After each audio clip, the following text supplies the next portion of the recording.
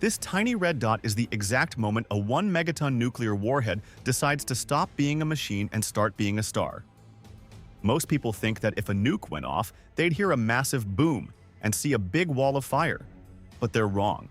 If you're standing within 5 miles of this dot, you won't hear a thing. Sound travels at about 760 miles per hour. The initial radiation pulse travels at 670 million miles per hour. This is Dave. Dave is about to become a ghost before his brain even realizes the sun has touched his forehead. He won't feel pain, he won't see a flash, and he definitely won't hear the explosion. In the time it takes for you to blink once, Dave and his entire neighborhood will have transitioned from solid matter to high-pressure gas. But what happens next is even weirder. From fire tornadoes that suck the air out of your lungs to black rain that rewrites your DNA. Here is every stage of a nuclear blast explained, and why the explosion is actually the least of your problems. Stage 1 is the thermal pulse. This is the part that happens at the speed of light.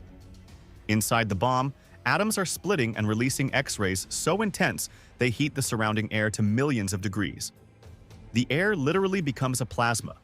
If you're in this zone, you don't burn in the traditional sense. You experience something called sublimation. Think back to high school science. Solids turn to liquids, then liquids turn to gases. Well, a nuke skips the middleman.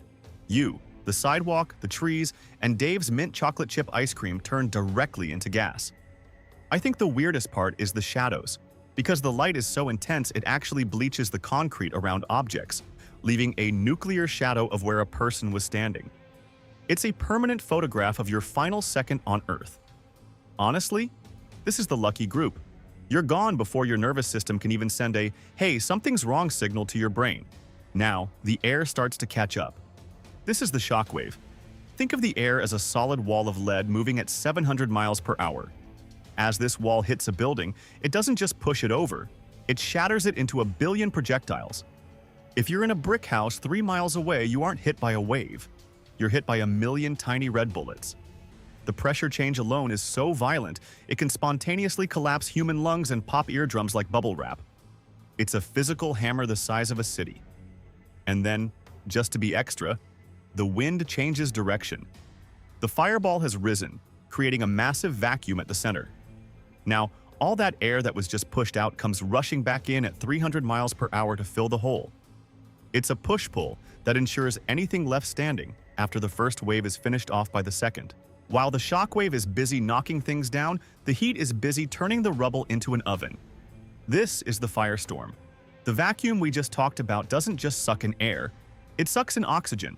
This creates self-sustaining weather systems of pure flame. Fire tornadoes that reach thousands of feet into the air.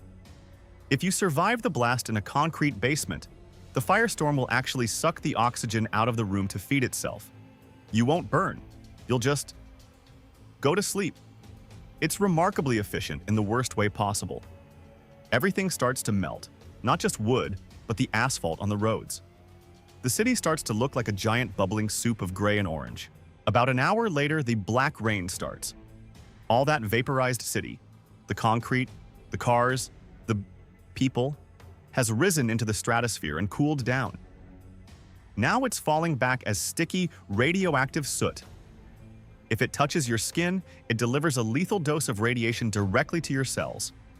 This is the part people don't realize. Radiation isn't just a poison, it's a kinetic force at a molecular level. It's like a billion tiny machine guns firing into your DNA, snapping the chains that tell your body how to be you. Your cells lose the ability to repair themselves. You're basically falling apart from the inside out.